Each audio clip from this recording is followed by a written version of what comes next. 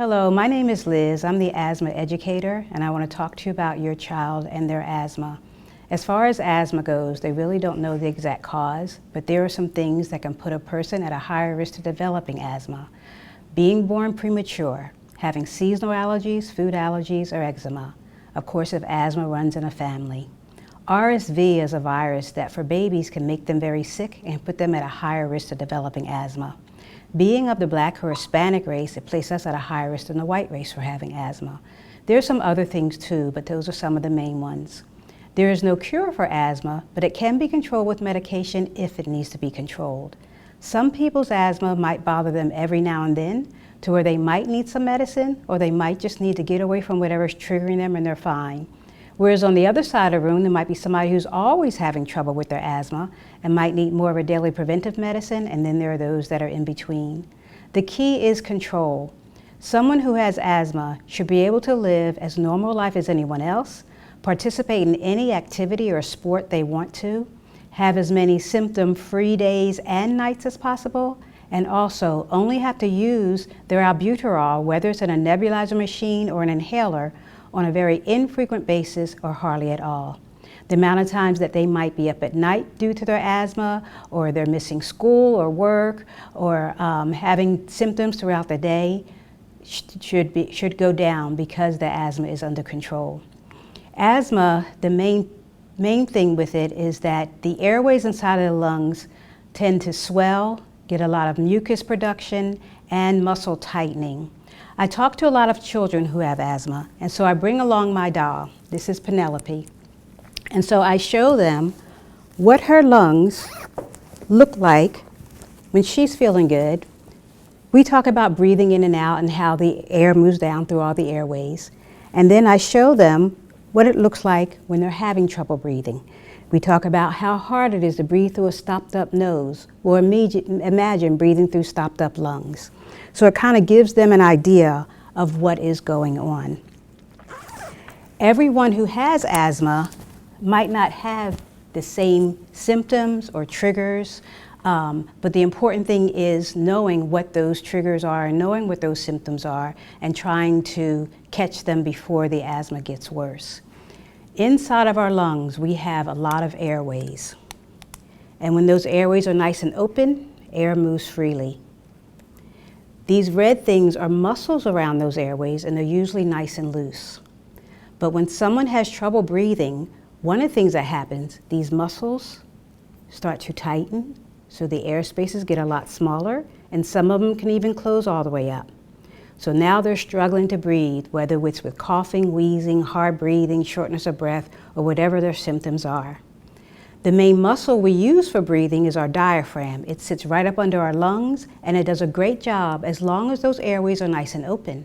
But as those airways start to tighten, and they start having a harder time breathing, after a while that diaphragm muscle can't do it by itself. So they start using extra muscles in their body. Sometimes it's the stomach muscles or the chest muscles. They might be sinking in here or sinking in here. The nose might be flaring in and out. If you lift up the shirt, you might see the shape of the ribs. There's muscles in between there, so those muscles are going. They might be using also their shoulder and back muscles, along with all the coughing, wheezing, hard breathing, and all of that, using a tremendous amount of energy just to breathe. And we use energy for everything we do, walking, talking, eating, drinking, you name it. But when someone's having trouble breathing, most of their energy goes towards the breathing. And so some of those other things that they were able to do, they can't do as well. So when those muscles start tightening like that, the medicines that we use to take care of it is albuterol. Now albuterol comes in a nebulizer form and it comes in an inhaler. It doesn't matter which form you use, but what the albuterol does is it relaxes those muscles so that those airways can open back up. Okay? Some people might need the albuterol every now and then, but then there might be that occasion where someone's having reoccurring symptoms, and even though they're taking the albuterol, their symptoms keep coming back. And it's because of more that's going on inside the airways. The airways have started to swell, and you get a lot of extra mucus in there too, and albuterol cannot take care of that swelling and mucus. So sometimes they might need a steroid. Now, When your child came into the hospital, they were probably giving them a lot of albuterol treatments, but at some point, they might have started them on an oral steroid or a steroid through the IV.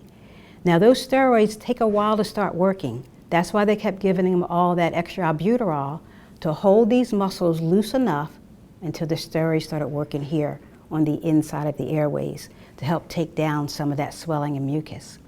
And as they started breathing better, then they were able to back off on some of those breathing treatments. They might still be getting them right now, but not as often as they were. And they might go home on an oral steroid for another few days. They'll let you know and when it gets closer to time to going home. Another thing that we sometimes notice is their coughing might go from more of a hard, dry sounding cough to a loose, wet, junkier sound. And if you notice that sound, that's a good sound, because what's happening is the airways are opening up more. If you look at this, the airways here are very tiny, and not a lot of air could get in there and move that mucus until those airways open up. Now, they might cough that mucus up and they might swallow it. We have all swallowed our mucus before. Just know it cannot go back into the lungs. It's going into the stomach and it'll eventually leave the body one way or the other. That cough might still last for a while, even once you go home. We have a tremendous amount of airways inside of our lungs, and it takes a while for all that mucus to get up and out, but it will be coming out. There's different triggers that different people can have. Some triggers might be during a certain season of the year, some might be throughout the year. The important thing is catching or figuring out those triggers so that hopefully maybe you can stay away from them. This is just a trigger chart, just as a reminder of some things that can be triggers. Not to say that your child has all of these triggers and these aren't all of them out there, but just some things to keep in mind. Because again, sometimes it could be something that we have not even thought about. But say maybe your child is having some symptoms and you just can't figure out what it is that's triggering them. By keeping a calendar or something like that to where if they're having symptoms, write those symptoms down on that date and pay attention to where they were or what they might have been doing. If you've got to give them extra breathing treatments because of those symptoms, write that down too. Because over time, you might start seeing a pattern and figure out something else that can be a trigger. And of course, if it's something that they can avoid, that's one less time they might have trouble. Keep that calendar ongoing, again, because nothing stays the same. Also too, when we're talking about symptoms, everyone's different on how they might show their symptoms. For some people, coughing might be the only sign or that first sign that they're having trouble breathing. Or it could be the wheezing, the shortness of breath, the tightness in their chest. Sometimes your child might be just kind of laying around, not having much energy, not wanting to do things. And even though you might not hear any coughing or wheezing or see any struggle, their airways might be slowly closing up inside and they're already working hard to breathe. You just don't see it. So catching those symptoms early, and say maybe your child has a tendency to kind of not want to tell you if they're having symptoms because maybe they are too busy, and they might think that, well, if I say something, then they'll make me stop what I'm doing and take a treatment. But what they need to realize is the quicker they say something, the quicker something can be done, and the quicker they can go back to doing whatever they're doing. So if you have a child who doesn't want to tell you, bring it to their attention if you start noticing that they're having symptoms, because eventually they're going to be in school and other places, and your eyes can't always be on them. In talking about the different medications, the albuterol, like I said before, comes in a nebulizer machine and in an inhaler. Doesn't matter which one you use, they're the same medicine, just delivered in different ways. Just like Tylenol comes in a pill and a liquid, but it's still Tylenol. The albuterol in the nebulizer form, they use the generic name albuterol. But when they switch it to the inhaler form, there are actually 4 different companies that make the albuterol inhalers, and insurance companies can switch you up at any time and not tell you. So I just want to show you all 4. So all 4 of these are the albuterol inhalers. On the top, on the front, it will tell you the brand name, and underneath it'll say albuterol. This one is Ventolin, but it's albuterol. This one is ProAir, but it's albuterol. This one is preventive. Again, it's albuterol. And this one is Xopenex, and it's a form of albuterol. So the albuterols, again, whether it's in the nebulizer form or the inhaler, their job is to relax these muscles that have tightened around the airways. They work fairly quickly, but they don't last very long, but you use them as needed for those sudden symptoms. Another reason for albuterol, for some people who might have the problem where activity is a trigger for them. One of the things that is happening is, right now we're all breathing in and out through our nose. Our nose is filtering out some of the stuff in the air. As that air is traveling down into our lungs, it's picking up the warmth and moisture from inside of our body, so once that air reaches our lungs, it's filtered, warmed, and moistened. That's how our lungs like that air. When someone is busy running and playing or doing whatever they're doing, they're breathing faster through the nose and the mouth. The air is not totally filtered and is traveling quicker, so it's kind of still cold and dry when it hits the airways, and for some people that triggers them. Same thing for some people if they step out into the cold air and breathe that sudden cold air in. So if you notice that that's a trigger for your child, one of the things that they can do, about 10 minutes or so before that activity, they can take a breathing treatment, whether it's with their albuterol nebulizer machine or their inhaler. It's called pre-treating so that they won't be triggered. Some people have to do it before recess or PE or before their sport or what have you, but it helps them to be able to continue to do whatever it is that they want to do. Some people, though, because they have reoccurring symptoms, they might need more of a daily preventive medicine called an inhaled steroid. Now let me step back a minute. The steroid that they have been getting here in the hospital, again, whether it's by mouth, being the Orapred or prednisone, or by IV, those type steroids do a very good job with all this inside swelling and mucus, but those type steroids are very strong. And the longer you're on them, the stronger the side effects. So we normally only use those in like a 5 to 7 day period of time. But when your child came into the hospital in such distress, we had to get them open as quickly as possible. If we as adults went to the hospital complaining of chest pains, they would take us in immediately because they're thinking heart attack because we're adults. For children, it's not the heart, it's the breathing. And if we can't get that breathing under control in a quick enough manner, and then it starts affecting their heart, we are way far behind and we might not be able to get them back. So we jump on them with all these stronger medicines and the stronger steroids to get them back open, but then we back off on those medications.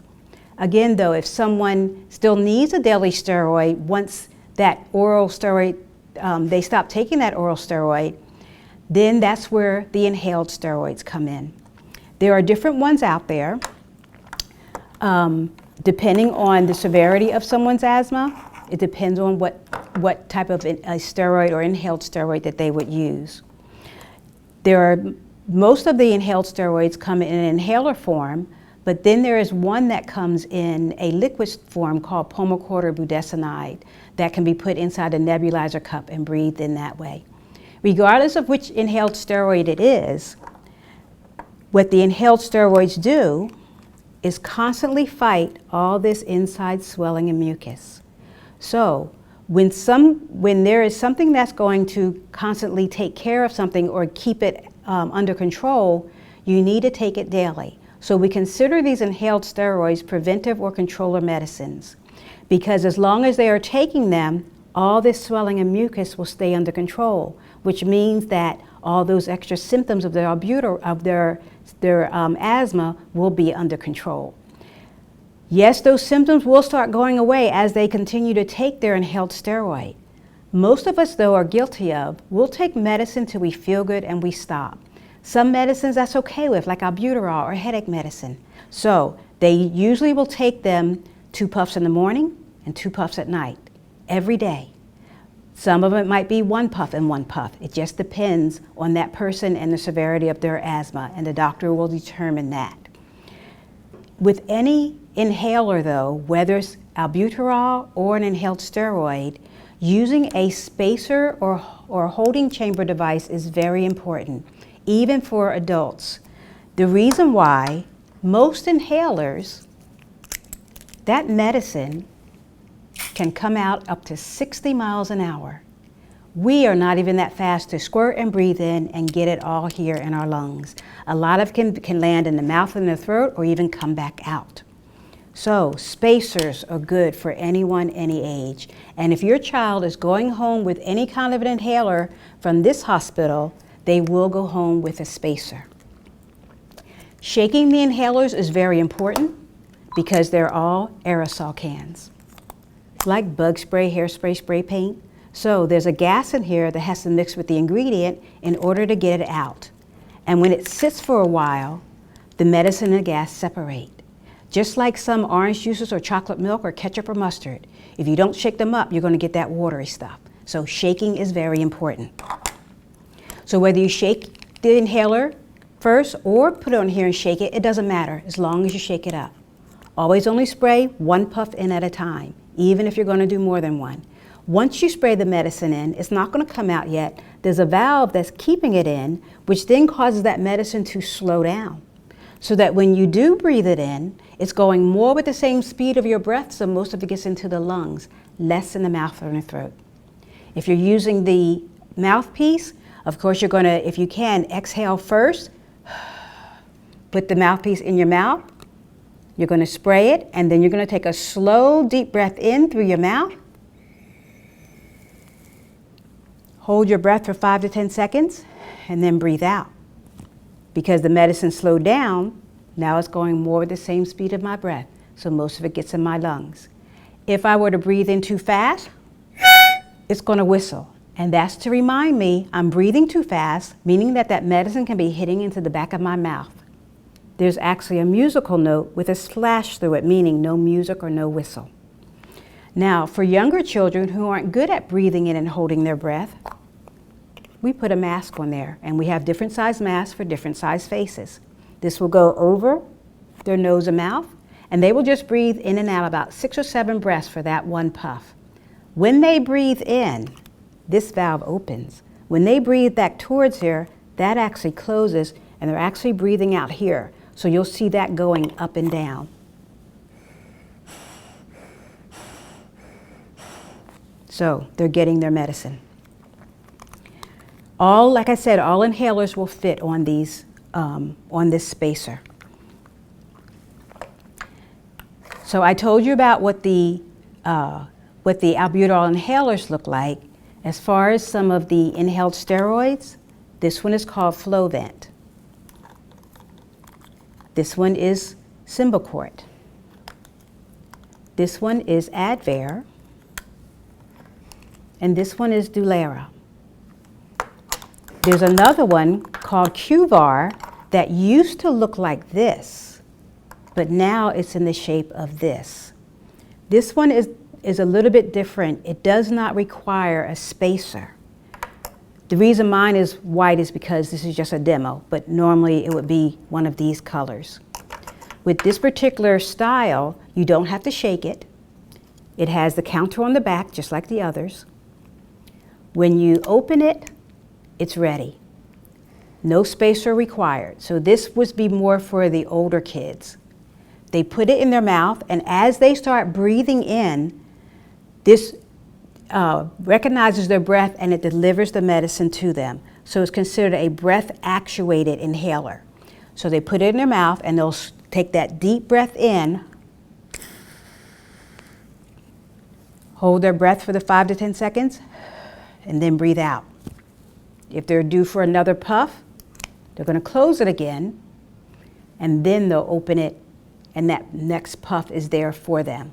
You wait about 30 seconds or so in between puffs before you take the next one. With all of the inhaled steroids, after they take them, they need to either rinse some water in their mouth and spit it out or brush their teeth. Reason why, even if they're using a inhaled steroid that requires a spacer, some of that medicine or that steroid can linger in the mouth, and for some people it can cause like a thrush or yeast type rash in their mouth. So they tell everyone after taking that inhaled steroid to rinse some water in your mouth and spit it out or brush your teeth. Okay. All inhalers have counters on the back, which is a good thing because it lets you know how many more puffs of medicine is left in here. But another good reason is because when that inhaler reaches 0, it truly means 0. Even though you shake the inhaler, you might feel something. Most of what you're feeling is leftover gas. And there can be up to 20 or so more puffs of mostly gas left over in these. Just like spray paint. You use it until the paint is gone, then you have all that extra air or gas. Or that wonderful can of Ready Whip that's in the refrigerator and you think, oh, I got some whipped cream in there, and you go to spray it and it's mostly air. So 0 means 0. One of the things that you will go home with is a home management plan of care, or some people call them asthma action plans. It will be filled out with your child's medicines on here, and your nurse will go over it with you before you go home. So it's just your plan of action for what to do next. Also, your nurse might also give you one of these. It just gives you a bit more information on what we've just talked about. So remember, the key is control. No one's asthma should be to the point where it is controlling their life. Yes, your child might have asthma, but that asthma does not have to have them.